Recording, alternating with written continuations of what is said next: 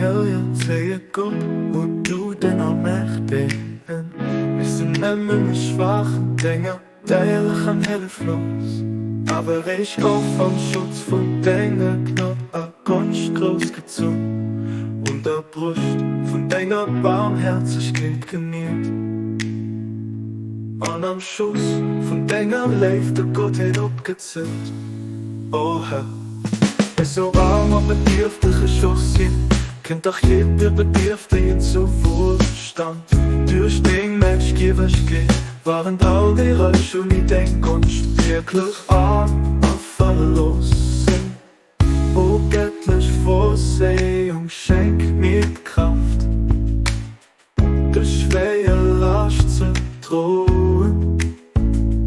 Aber für mich das Textgeschenk zu behitten, wird Gewalt von der Prüfungen so stark, dass an der Sturm von der Schwierigkeiten so weh tut, dass als erst zu stirbst zerfällt und der Spitz sich zunächst abbläst.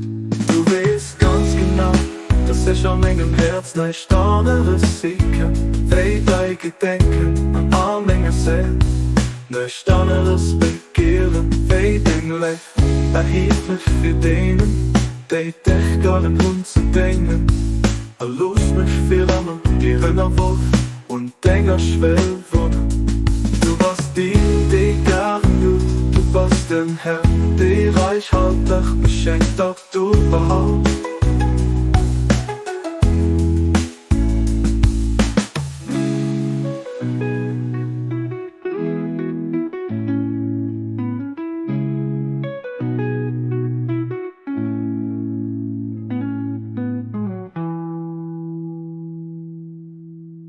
Durchstehen, die garen Hüt, du bist den Herr, der reichhaltig beschenkt, ab du überhaupt.